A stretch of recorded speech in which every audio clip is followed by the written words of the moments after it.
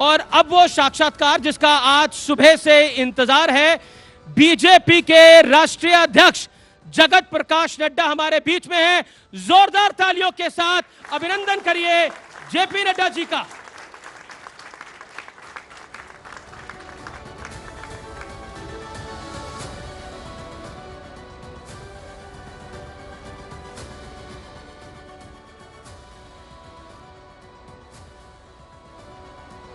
तो न्यूज 18 के मंच पर नड्डा जी आपका अभिनंदन है। और न्यूज 18 देश का सबसे बड़ा न्यूज नेटवर्क है और इस समय आपको हमारे करोड़ों दर्शक डिजिटल माध्यम से और न्यूज 18 इंडिया के माध्यम से लगातार देखेंगे लाइव इस कार्यक्रम के अंदर। और चर्चा की शुरुआत करनी है और आपसे पहला सवाल पूछना है, तो मेरे मन में इस समय एक ही सवाल आता है कि नड्डा जी, प्रधानमंत्री मोदी ने इस सत्र का आगाज राम राम बोलकर करा था और क्या संकेत दे दिया है प्रधानमंत्री मोदी ने 2024 के लोकसभा चुनाव का? देखिए, जहाँ तक राम राम का सवाल है, ये तो आदिकाल से हम राम राम के नाम से लोगों को आदर सूचक तरीके से उनका अभिवादन करते हैं। जहाँ तक 2024 का सवाल है, निश्चित रूप से सारा देश राममय हो रखा है और एक वातावरण समाज में व्याप्त है। लोगों में बहुत उत्साह है और उत्साह के साथ साथ एक खुशी का माहौल है। और ये ऐतिहासिक सत्य है कि 500 साल के पश्चात इतनी बड़े संघर्ष के बाद ये सौभाग्य मिला है और यहाँ बैठे हुए तमाम लोगों को और दुनिया को, देश को, उन सब लोगों को अपनी आँखों से राम लला को सही स्थान पर विराजमान होते हुए देखने का सौभाग्य मिला है। तो ये एक लंबी यात्रा के पश्चात हुआ है जिसका असर हर दृष्टि से समाज में पड़ा है। 2024 के चुनाव के दृष्टि से भी लोग खुशनुमा माहौल में इस चुनाव में आगे जाने वाले हैं। जी, आज प्रधानमंत्री मोदी ने एनडीए को 400 और बीजेपी को 370 सीटों की बात करी और साथ ही साथ विपक्ष की अलाइनमेंट की भी बात करी, कांग्रेस की अलाइनमेंट की बात करी। इससे ऐसा लगता है कि Bharatiya Janata party over confidence में हो गई है कि अब राम मंदिर बन गया है और 3 राज्यों में चुनाव जीत लिए हैं तो सब आसान है उनके लिए। नहीं, देखिए, हम कभी ओवर कॉन्फिडेंट नहीं होते हैं और न ही कभी हम अपना कॉन्फिडेंस विपरीत परिस्थिति में लूज करते हैं। जी, हम फैक्चुअल पोजीशन का असेसमेंट करते हैं और फैक्चुअल पोजीशन को ध्यान में रखते हुए ही वक्तव्य देते हैं। अब जब हम इस बात को कहते हैं तो अक्सर मीडिया वाले और मीडिया जगत उसको गलत तरीके से सोच लेता है। जैसे अब ये उदाहरण लीजिए, आप ही लोग 3 महीने 2 महीने पहले बोलते थे मध्य प्रदेश गया, छत्तीसगढ़ भूल जाओ, राजस्थान 50-50, अब हम 100 ले आए तीनों में। तो अब ये अब आप बोलिएगा कि उस दिन मैं बोलता था कि हम जीतेंगे, ये ओवर कॉन्फिडेंस है। ये ओवर कॉन्फिडेंस नहीं है। 24 into 7 into 365 all seconds, all time busy in that activity is the reason which gives us success. जी, तो 2024 को भी हम उसी तरीके से देखते हैं। मैं आपसे चाहूँगा कि ज़रा आप एक एनालिसिस करा लीजिए कि पिछले 5 सालों में आदरणीय प्रधानमंत्री जी ने देश के कितने ज़िले घूम लिए, कितनी बार वो किस किस स्टेट में चले गए। The most mobile Prime Minister who has been actively associated with the people of India, this is his track record. तो सन 2024 में क्या निकलेगा? वही निकलेगा जो हमने मथा है। तो लेकिन अब ये सारी चीज़ें अगर प्रधानमंत्री मोदी जी करते हैं, आज उन्होंने देश के सामने 10 साल में किए हुए कार्यों का उन्होंने एक बहुत छोटी सी झलक, जो कोई असल में 1 घंटे में, सवा घंटे में रखा नहीं जा सकता है 10 साल में किए गए काम, लेकिन उन्होंने एक छोटी सी झलक रखी है। अगर हम इसको कहें तो मैं एक ही शब्द कह सकता हूं, transformation of India. Transformation of India. 10 साल में देश बदला है। तो अगर ये सबको दिखता है तो सबको मोदी जी को चाहते हैं, और चाहते हैं तो हमारा ये ओवर कॉन्फिडेंस नहीं है, प्रधानमंत्री जी का ओवर कॉन्फिडेंस नहीं है, हमारी मेहनत पर और लोगों का प्यार इस बात को हमें एहसास कराता है कि 2024 में भी वो आशीर्वाद देंगे।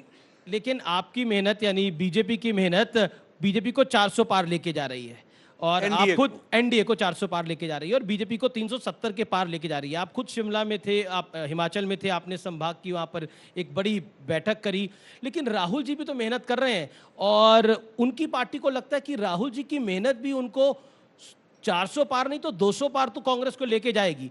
तो राहुल जी की मेहनत पर आपको क्यों शक है? क्योंकि उन्होंने कर्नाटक में मेहनत करी, वो राज्य आपके हाथ से निकल गया, ये तो मानना पड़ेगा। ऐसा है कि मैं राहुल जी के विषय पर बोल करके अपनी रणनीति को तकलीफ में नहीं डालना चाहता। मैं चाहूँगा कि वो और मेहनत करें, इसी प्रकार मेहनत करते रहे। मेरी शुभकामनाएं हैं वो मेहनत करें, और अच्छा है वो जितना मेहनत करेंगे। अभी वो साउथ घूम करके आए थे, तो वहाँ का एमपी बोलता है कि साउथ इंडिया एक अलग कंट्री बना दो। निकले थे जोड़ो यात्रा पर, और ये तोड़ने के पैमाने तय करने लग गए। तो मध्य प्रदेश में होकर के आए थे तो सरकार चली गई, सरकार आई नहीं। छत्तीसगढ़ में गए थे तो वहाँ सरकार चली गई, और हमारे राजस्थान में सरकार चली गई। तो ऐसे ही उन्होंने फिर से ये यात्रा चलाई है। इस यात्रा में बंगाल में उनको टाटा बाय बाय हो गया, बिहार पहुंचते पहुंचते तक सरकार ही टूट गई, अलायंस ही खत्म हो गया। मैं आऊंगा नीतीश जी पे भी, लेकिन जब वो आसाम पहुंचे तो आप बीजेपी के मुख्यमंत्री हैं वहां पे, हेमंत बिस्वा शर्मा जी, उन्होंने एफआईआर रजिस्टर कर दी। तो कांग्रेस कह रही है कि राहुल का एक भय तो है, एक डर है बीजेपी के अंदर। इस विषय पर आप क्या कहना चाहते हैं? कोई डर नहीं है। देखिए क्या होता है, they take everything for granted. They do not know what is the law of the land, number one, और रूल ऑफ लॉ क्या होता है इसको भी वो नहीं जानते। मैं आपको उदाहरण देता हूँ। Z+ सिक्योरिटी को एक पर्टिकुलर रूट ही दिया जाता है। This route is not decided by any individual. One can say, हम भी कहते हैं कि मैं यहाँ जाना चाहता हूँ, मुझे कह देते हैं साहब वो रास्ता आपको नहीं ले जाएंगे। कल ही मैं होकर के आया हूँ, मुझे पठानकोट के एयरपोर्ट पर 12 किलोमीटर का डाइवर्जन करके ले गए वो। अब ये हमारे हाथ में थोड़ी ना होता है, ये पॉलिटिकल कंपल्शंस होती हैं। जहाँ पर साधारण व्यक्ति 5 मिनट में पहुँचता है, मैं 20 मिनट लगाता हूँ, क्योंकि वो मुझे वो रूट चेंज करके देते हैं। तो उनको एक रूट दिया गया। अब लॉ मानने की आदत नहीं है तो इस तरीके की तकलीफ होती है। उनको कानून के दृष्टि से वो भीड़ भाड़ वाला इलाका था, बाकी सारी दिक्कतें थी, उसके दृष्टि से उनको बताया गया कि ये रूट आप ले लीजिए। अब आप उसका पॉलिटिकल उपयोग करना चाहें तो आप कर सकते हैं। हमारे पायलट्स कई बार कह देते हैं कि sir weather is not good, इधर से नहीं जा सकते, उधर से जा। मैं बोलूँ पॉलिटिकली मेरे को वहाँ नहीं जाने दिया जा रहा है, ये कोई कारण बनता है क्या? तो ऐसे ऐसे लेम एक्सक्यूजेज लगाने की आदत है। कोई दिक्कत नहीं है, वो कहीं घूमना चाहें दोबारा आ जाएं, कोई दिक्कत नहीं। लेकिन अब तो आप विपक्ष को संसद में भी नहीं रखना चाहते। प्रधानमंत्री ने आज बोला दर्शक दीर्घा में यानी विजिटर्स गैलरी में चला जाएगा विपक्ष। ऐसा है ना, ये ऐसा क्यों? हमारी इच्छा नहीं है, लेकिन उनके कर्म उनको ले जा रहे हैं, तो हम क्या करें? What can I do? I can only suggest them. अब आप बताइए, मैं उदाहरण देता हूं जी। प्राइम मिनिस्टर वाज स्पीकिंग और लगातार वहां से रनिंग कमेंट्री चल रही थी। Was not there any senior leader of the Congress party to say please keep quiet, Prime Minister is speaking? इतने कांग्रेस के लीडरों ने भाषण दिया, हमारे लोगों ने किसी ने तंग किया? तो ये लोग अगर ऐसी हरकत करते हों और जब तथ्यों को न सुनते हों और तथ्यों पर जवाब देने का दम ना हो, 2 दिन तुमको बोलने के लिए दिया गया, तुम्हारे को टाइम दिया गया, आर्ग्यूमेंट्स तुम्हारे पास थे नहीं, all shallow arguments were given, कोई पढ़ाई करते नहीं हो, पढ़ने निकले वाले लोग तुम रखते नहीं हो अपने साथ, वो तुम्हारे सहयोगी बनते नहीं हैं, तो तुम्हारा यही हश्र होना है। तो अल्टीमेटली मैं तो चाहूंगा कि नीचे रहो, लेकिन आप जाओगे दर्शक दीर्घा में, हम क्या करें? Farmer RBI governor Raghuram Rajan है, मैं, क्योंकि आपने पढ़ने लिखने वालों की बात करी तो वो बहुत पढ़े लिखे हैं। अब वो कहते हैं कि जैसे ईडी कार्रवाई कर रही है इस देश के अंदर, जैसे एनफोर्समेंट डायरेक्टरेट कार्रवाई कर रही है, it is very very bad for democracy. I am quoting him, ये लोकतंत्र के लिए बहुत हानिकारक है। अब वो कोई नेता तो है नहीं, लेकिन उनका ये बयान आया। ऐसा है कि जरूरी नहीं कि सारे पढ़े लिखे लोग सारी चीजों की जानकारियां रखते हों। जी। कोई अर्थ जगत का व्यक्ति राजनीतिक जगत का पंडित बन जाए तो तकलीफ होती है, इसलिए उनको कोई जानकारियां नहीं है। सच्चाई क्या है आप बताइए? हजारों करोड़ के घोटाले में सोनिया गांधी जी बेल पर है कि नहीं है? आप बताइए राहुल गांधी हजारों करोड़ के घोटाले पर बेल पे है कि नहीं है? आप बताइए मनीष सिसोदिया हाई कोर्ट में कई बार अपने बेल को कैंसिल कराने के लिए गए कि नहीं गए, अपने इम्प्रिजनमेंट को कैंसिल कराने के लिए गए कि नहीं गए, बेल मांगा कि नहीं मांगा, रिजेक्ट हुआ कि नहीं हुआ।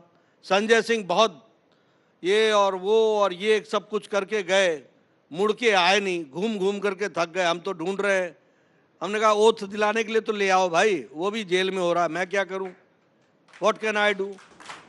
तो इनको अब ये सब लोग, अब हेमंत सोरेन है, मैं ईश्वर की शपथ लेता हूं, मैं संविधान की रक्षा करूंगा, ईडी के 10 नोटिस पर आप नहीं गए। Is this the behaviour of a chief minister? And the ED had to go to your residence.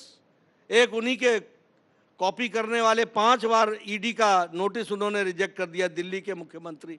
हम क्या करें? अरे नोटिस, एसआईटी कमेटी की नोटिस प्रधानमंत्री मोदी जी को भी आई थी। प्रधानमंत्री मोदी जी अकेले गए थे। क्या बीजेपी के पास लोग नहीं थे कि नारे लगाते? क्या बीजेपी के पास लोग नहीं थे जो बाहर तमाशा कर सकते थे? लेकिन नहीं, चीफ मिनिस्टर गुजरात के रूप में प्रधानमंत्री मोदी जी ने कहा कोई पार्टी का कार्यकर्ता नहीं आएगा, एसआईटी ने मुझे बुलाया है, मैं जाऊंगा। उन्होंने 7 घंटे फेस किया और निचली अदालत से लेकर के सुप्रीम कोर्ट तक बाइज्जत बरी होकर के आए हैं। ये हमने respect to the constitution, respect to the rule of law, rule of the country, law of the land, ये हमारा कर्तव्य बनता है।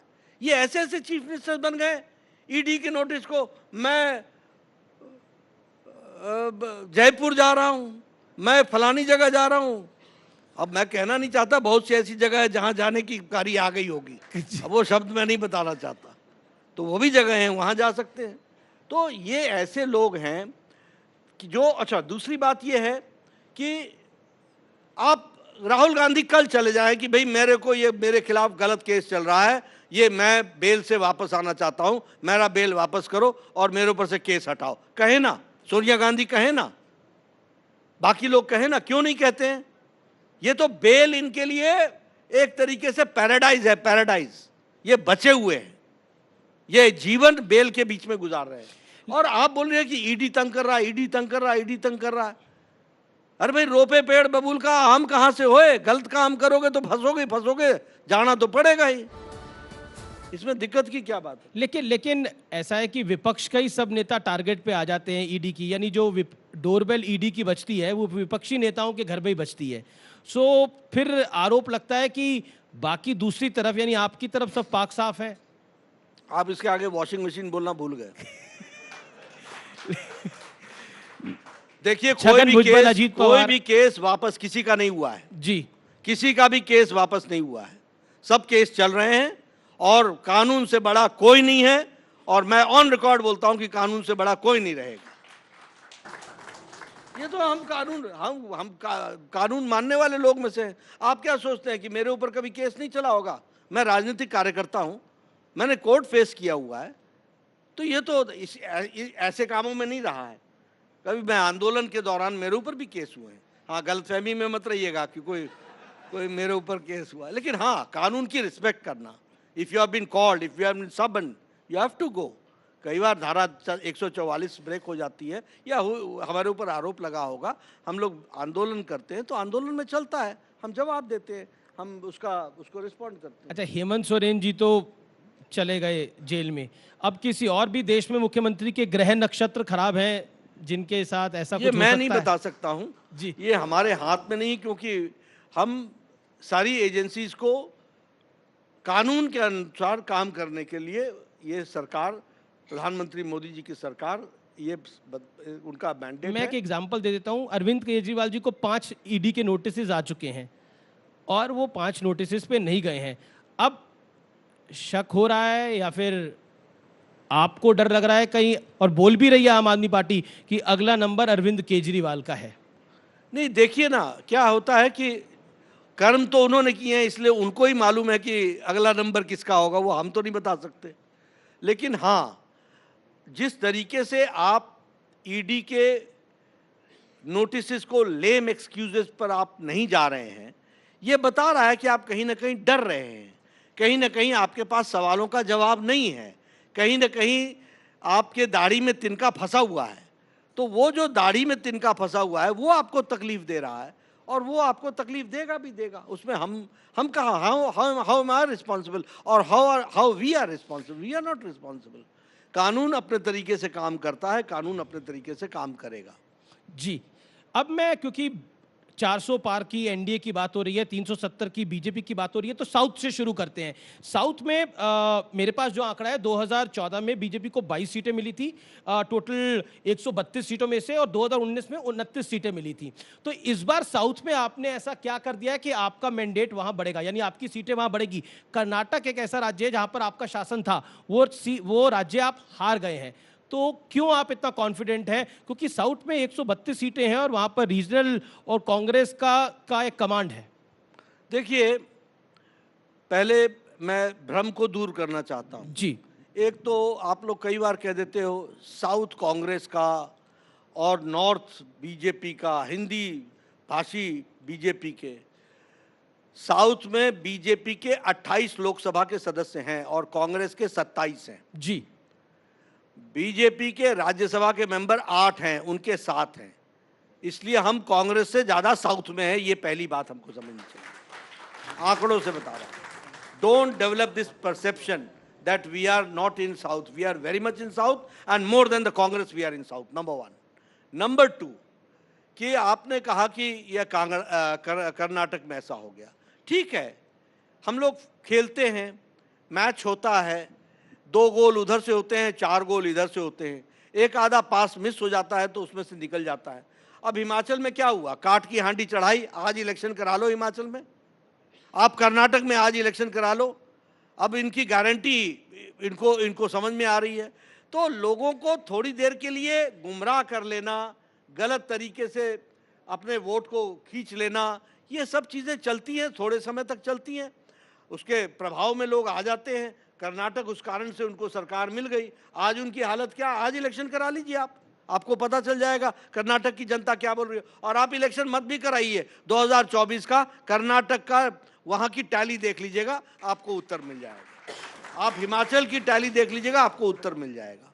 ये ठीक है, ये सब बड़े महिलाओं के लिए ये करेंगे, 1 लाख नौकरी देंगे, फलाना करेंगे, ये करेंगे, वो करें, ये सब कह करके थोड़े दिन चला लिया इन्होंने। अब वो हांडी बार बार नहीं चढ़ेगी। लेकिन तमिलनाडु में आपका अलायंस था एआईडीएमके के साथ, वो अलायंस टूट गया है, तो तमिलनाडु में बीजेपी का अपना दमखम नहीं है, तो क्या आपको नहीं लगता वो भी एक झटका लगेगा बीजेपी के लिए? ऐसा है, देखिए, हम प्रयास करेंगे एनडीए एक स्ट्रांग रूप में आगे बढ़े, सब लोगों को हम साथ लेकर के चलने का प्रयास करते हैं। और ज़रूरी नहीं है कि सब जगह हमको सफलता मिले, लेकिन फिर भी मैं एक बात ज़रूर कहता हूं कि हमारा हर जगह वोट शेयर और सीट शेयर ये बढ़ता ही जाएगा और इसी को हम आगे बढ़ाएंगे, ये मैं कहना चाहता हूँ। चलिए, अब महाराष्ट्र की तरफ आते हैं। महाराष्ट्र में सीट अलाइनमेंट को लेकर इंडिया गठबंधन में जो हो रहा है वो हो रहा है, लेकिन एनडीए में भी बड़ी खटपट चल रही है। खबर ये आ रही है कि वहां पर भी मामला जम नहीं रहा है अजीत पवार और शिंदे साहब के साथ। नहीं, अच्छे जम रहा है और सब बहुत अच्छे तरीके से होगा। सीट शेयरिंग भी अच्छी होगी और बहुत अच्छे तरीके से हम चुनाव में जाएंगे, कोई दिक्कत की बात नहीं है। इसमें कोई दो राय नहीं होता है कि जब अलायंस की बातचीत शुरू होती है, सीट्स की बात शुरू होती है, तो हर एक कोई अपना अपना दावा पेश करता है, बाद में सब लोग मिलकर के तय करते हैं, अच्छा रहेगा। जी, अब महाराष्ट्र से बिहार की तरफ आ गए हैं। एक सवाल मैं आपसे पूछना चाहता हूं, और ये मेरा सवाल नहीं है, ये देश की जनता का सवाल है। नीतीश जी अब तो वापस नहीं जाएंगे? नहीं, मुझे नहीं लगता, लेकिन एक बात उसमें से समझने की है कि पहले भी मैंडेट 2020 में वो एनडीए को मिला था, वो बीजेपी और नीतीश कुमार को, और नीतीश को हम नेता मान करके ही चले थे। अब क्या होता है, बीच में कुछ ऐसे कारण हो जाते हैं जिन कारणों से कुछ लोगों ने कुछ तरीके का कारण किया होगा जिसके कारण वो गए वहाँ, लेकिन उनको ध्यान में आ गया। और हमारा मानना ये है कि नेचुरल अलायंस, मैंने उस दिन भी कहा था कि उनका नेचुरल अलायंस और जिसको हम कहते हैं कि ऑर्गेनिक अलायंस, वह बीजेपी के साथ ही है, वो और किसी के साथ नहीं है। और जब जब वो बीजेपी के साथ आए हैं, बिहार प्रदेश को स्टेबिलिटी मिली है, बिहार प्रदेश को डेवलपमेंट मिला है, बिहार प्रदेश को law and order situation control में आया है। तो ही ऑल्सो अंडरस्टूड, और उन्होंने इस बात को ध्यान में रख करके फिर से आने का हमारे साथ पेशकश की। अब मैं किस नेता ने बीजेपी के क्या क्या नीतीश जी के बारे में बोला वो नहीं मैं बोलूंगा, लेकिन दरवाजे बंद थे और ये कहा गया था कि अब कभी नहीं खुलेंगे, तो ये खुले कैसे? ये राज तो खोल दीजिए हमारे मन से आज। ऐसा है, फिर क्या कहते हैं कि राजनीति में रणनीति जो होता है वो पर्दे का विषय होता है, समय पर ही खोला जाता है, तो अब समय पर ही राज खुलेगा। अच्छा, चुनाव से पहले इंडिया गठबंधन के और कौन से दल हैं जो आ सकते हैं, नीतीश जी की लाइन पे चल सकते हैं? ऐसा मैं नहीं कह सकता, ये तो उनको तय करना है। हमारे तरफ से सबके लिए सबका साथ, सबका विकास, सबका विश्वास, सबका प्रयास। तो मतलब कतार में कई और दल हैं कतार में लाइन में कई और दल हैं? नहीं, ऐसा नहीं है, ये कभी आ जाते हैं तो हो जाएगा, नहीं आएंगे तो नहीं होगा। ऐसा मैं कोई इनको लाइन में लगाना नहीं चाहता और लाइन में दिखने भी नहीं चाहिए, ये अकेले अकेले ही आने चाहिए, कभी भी आने चाहिए। जी, मेरा अगला सवाल है कि 2024 में आप प्रधानमंत्री मोदी और बीजेपी हैट्रिक लगाने की तैयारी कर रही है। खड़गे जी भी इस मंच पे थे और खड़गे जी ने थोड़े दिनों पहले एक बहुत बड़ा उनका एक स्टेटमेंट था कि अगर 2024 में मोदी दोबारा जीत के आते हैं तो लोकतंत्र समाप्त हो जाएगा, चुनाव खत्म हो जाएंगे। देखिए, सच्चाई तो ये है कि कांग्रेस पार्टी का इतिहास ये इमरजेंसी भूल गए हैं। 1.5 लाख लोगों को इन्होंने maintenance of internal security act Misa के तहत और defence of Indian rule DIR के तहत इन्होंने 22 महीने जेल में रखा था जी। और इलेक्शन भी गलतफहमी में कराया था, क्योंकि इनको एजेंसीज ने बता दिया कि अब मिसेस गांधी आपकी पॉपुलैरिटी बहुत बन गई है तो आपने इलेक्शन करा दिया, नहीं तो आप इलेक्शन कराते भी नहीं। तो जिन पार्टी का ये ट्रैक रिकॉर्ड है, उसके अध्यक्ष ये बोले कि चुनाव के बाद ये अंतिम चुनाव होगा, ये हम उन लोगों में से हैं जो इस बात को विश्वास करते हैं कि प्रजातंत्र इस देश में 1947 से पहले था, सबसे पुराना प्रजातंत्र का देश है तो वो भारत है, हम ये मानने वाले लोग हैं। तो इसलिए हम कहाँ प्रजातंत्र को कभी तकलीफ देने वाले हैं। और चुनाव में लोगों का आशीर्वाद मिल रहा है। खड़गे साहब ने जो ये वक्तव्य दिया, ये एक्चुअली कांग्रेस पार्टी के सोए हुए कार्यकर्ताओं को जगाने के लिए संदेश दिया।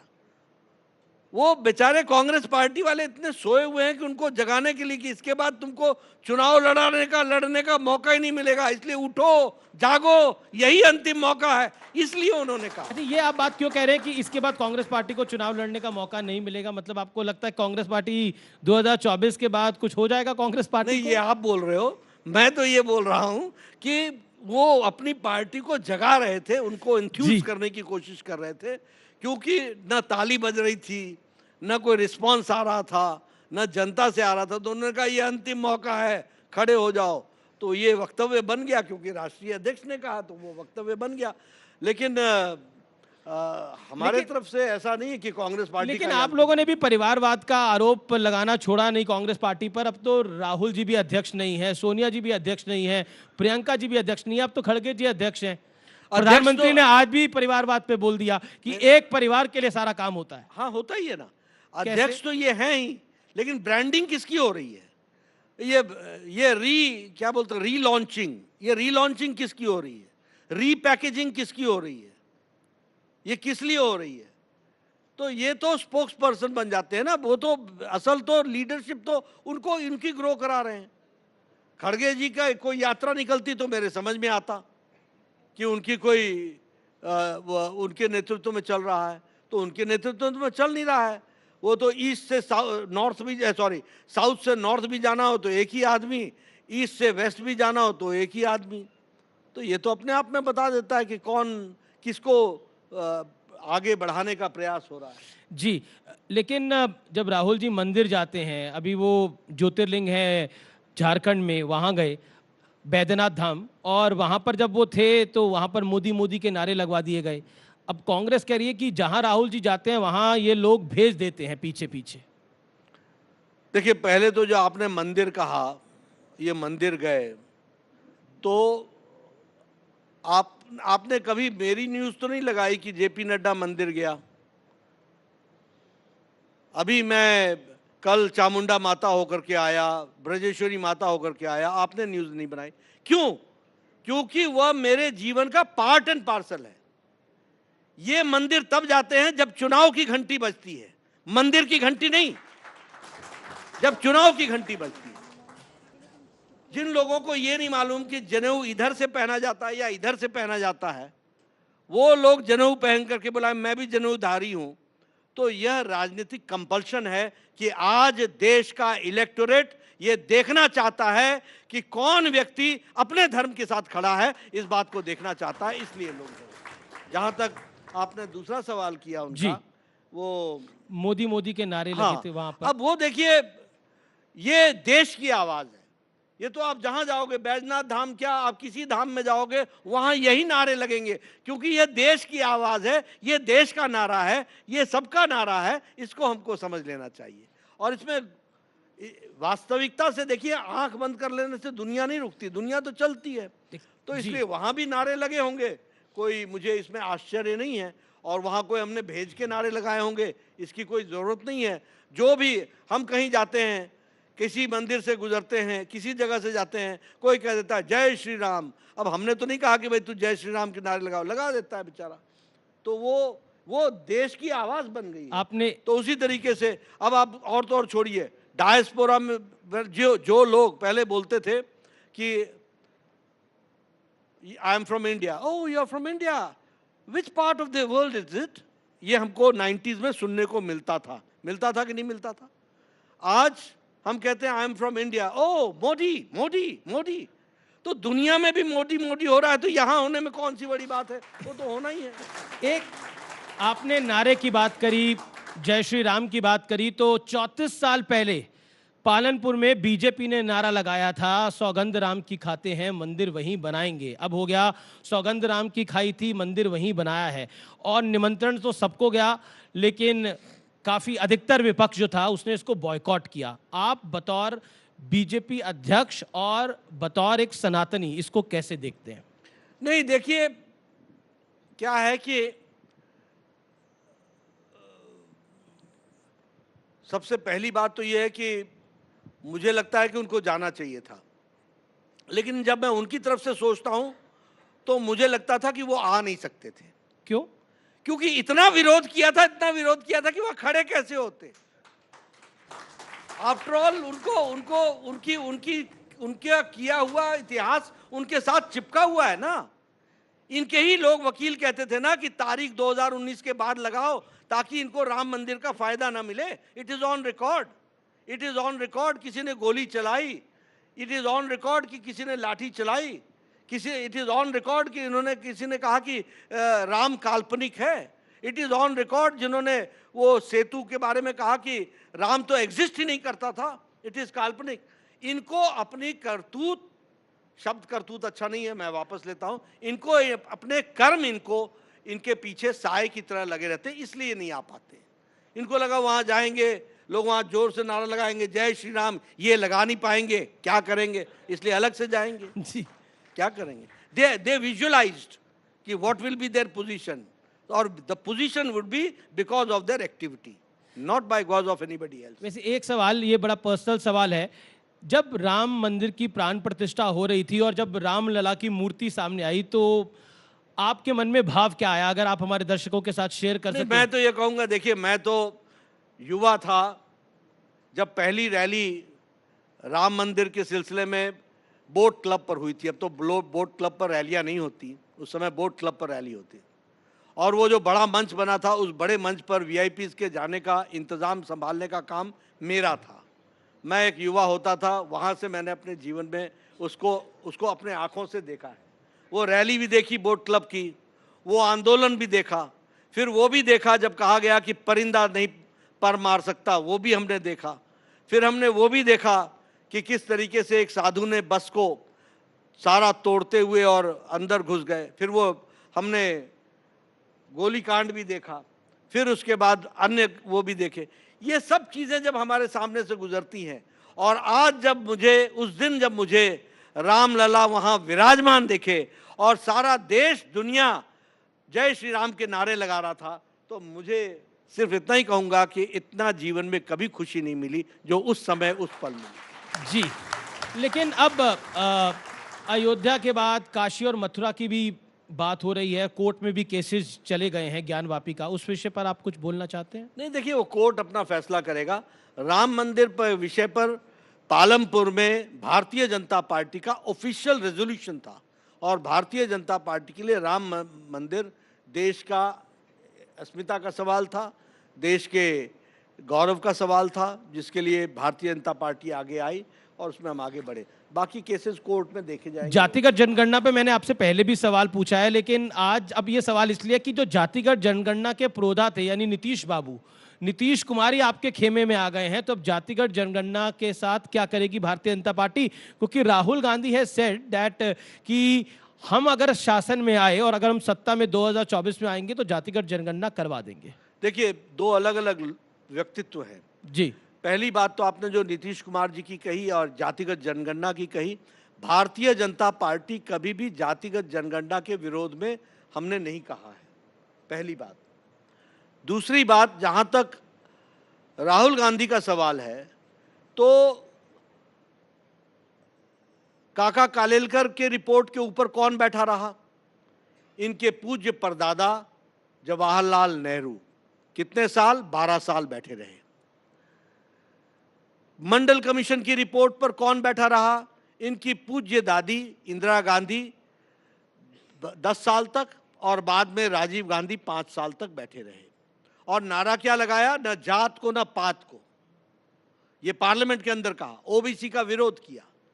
अब इनकी स्थिति ऐसी हुई है कि ये कोई मंत्र ढूंढ रहे हैं जिस मंत्र से इनको चुनावी नैया पार लगे। अब इसलिए जातिगत जनगणना, ओबीसी ओबीसी ओबीसी बोलने लगे।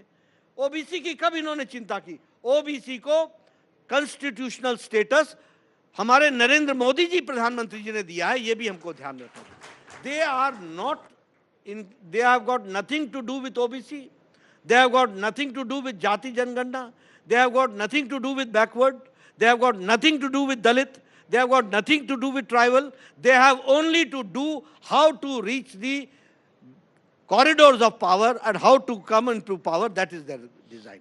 तो उसके लिए ये करते रहते हैं, नए नए नारे ढूंढते रहते हैं। कभी जेएनयू जाते हैं, कभी उनके साथ खड़े हो जाते हैं, इंशाअल्लाह इंशाअल्लाह भारत के होंगे टुकड़े टुकड़े, उनके साथ भी खड़े हो जाते हैं।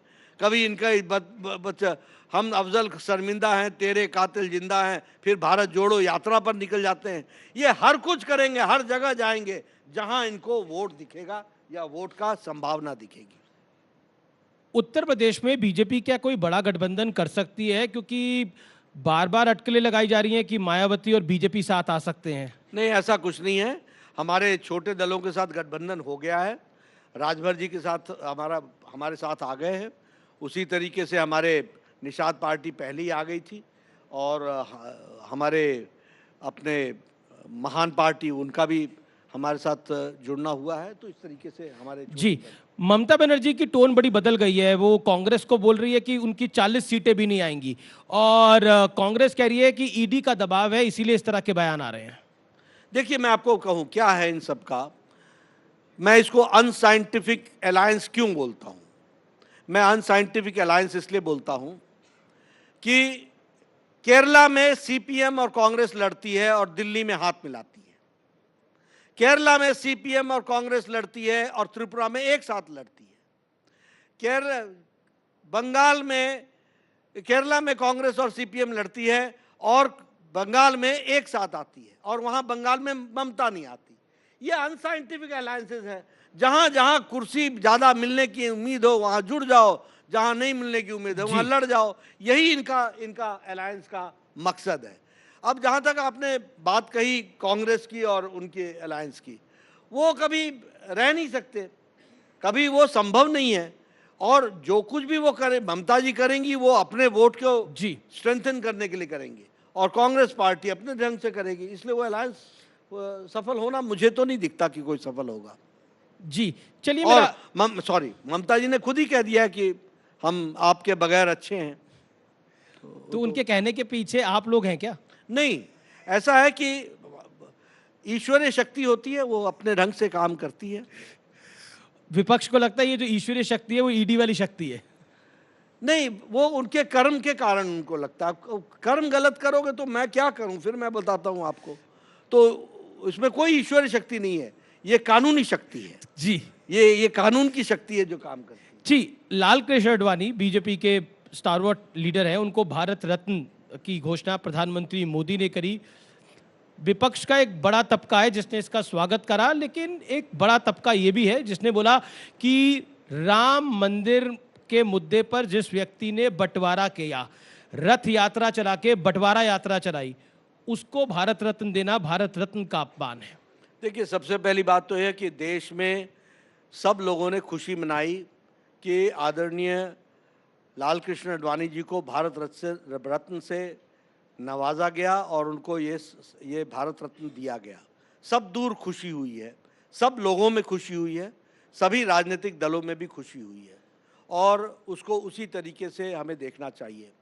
वो हमारी पार्टी के तो प्रथम पीढ़ी के नेता रहे ही हैं, लेकिन साथ ही साथ उनका पार्टी को भी और गृह मंत्री के रूप में और उप प्रधानमंत्री के रूप में भी बहुत बड़ा योगदान है। इसलिए उनको भारत रत्न मिला है, इसकी खुशी, और प्रधानमंत्री मोदी जी को इसके लिए धन्यवाद और आडवाणी जी को बधाई।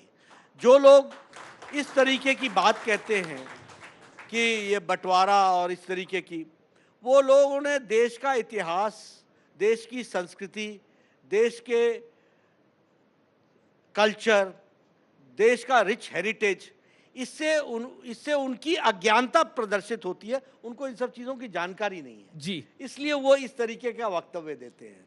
मेरे को इतना ही कहना है कि भगवान उनको सुबुद्धि दे, अकल दे, कुछ पढ़े लिखें, कुछ भारत के साथ अपने आप को समावेश करें और उसमें आगे बढ़ें तो उनका भी अच्छा हो। यूसीसी के ऊपर आप क्या कहना चाहते हैं, क्योंकि आपकी एक राज्य सरकार है उत्तराखंड, वो यूसीसी लागू करने जा रही है, कैबिनेट ने पास कर दिया है, क्या कहना चाहते हैं आप? नहीं, वहाँ वो लागू होगा तो देश में भी आएगा, देखेंगे। हमारे एजेंडा में तो हम लोगों ने तो कहा ही था कि यूसीसी जी, लागू जी। होगा, लेकिन ठीक है, समय पर तय करेंगे। अभी तो उत्तराखंड ने किया है। जी। अब क्योंकि आडवाणी जी की बात हुई तो मैं नई जनरेशन पे लेके आता हूं। आपने 3 राज्यों में तो बिल्कुल नई जनरेशन को कामकाज सौंप दिया, यानी 3 नए मुख्यमंत्री बना दिए।